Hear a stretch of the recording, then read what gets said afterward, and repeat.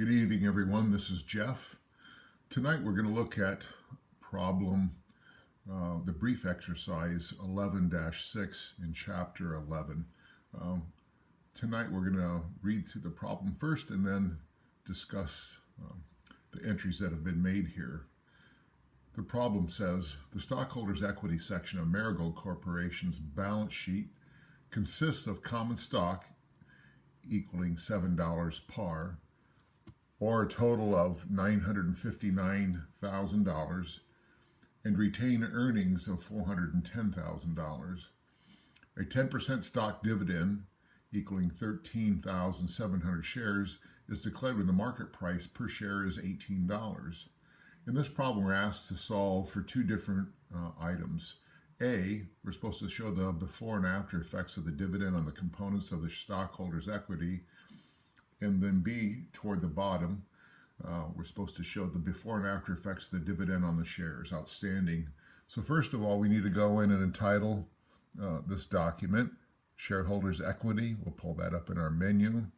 And then we're going to decipher how much paid capital was dispersed for these stocks. So underneath the paid capital, we want to go again to the menu bar and pull up common stock.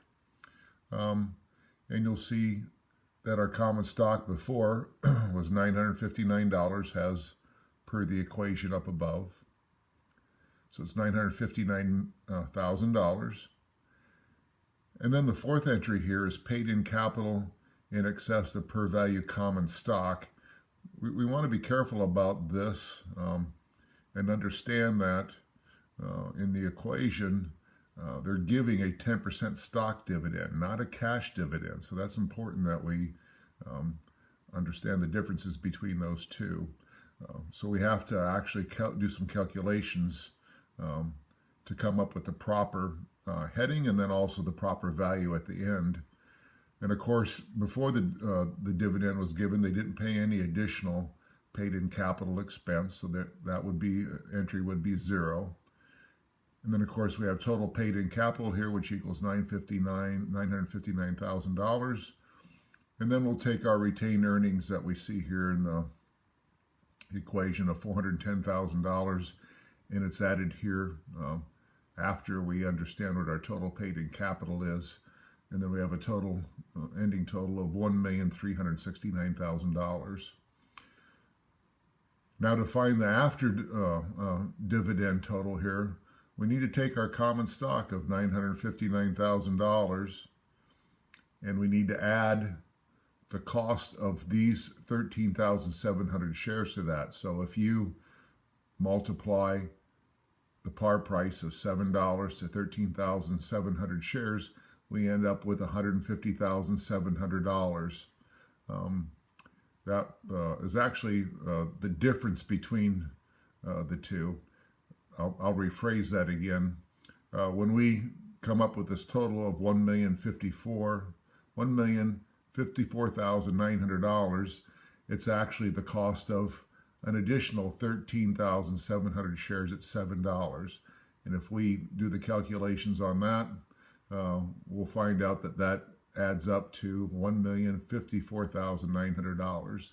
The difference between the par price of $7 and $18 is 11. And if you take that times this number of shares, then we come up with our $150,700. So we end up with a total of $1,200,600 after we add those two together.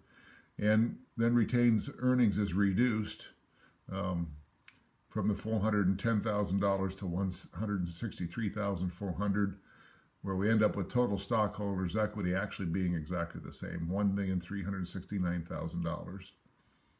And if we look at Part B down here, it asks us to show the before and after effects of the dividend on the shares outstanding. Before the dividend, it was just 137,000 shares, which is $959,000 divided by 7. That's where we come up with our 137,000.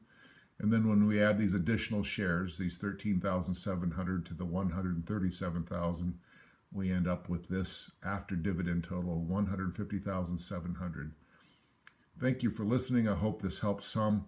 Again, One of the biggest highlights is be careful about this section here. The paid-in capital of excess value common stock is important.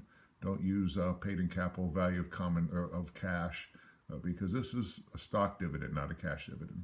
Thanks very much.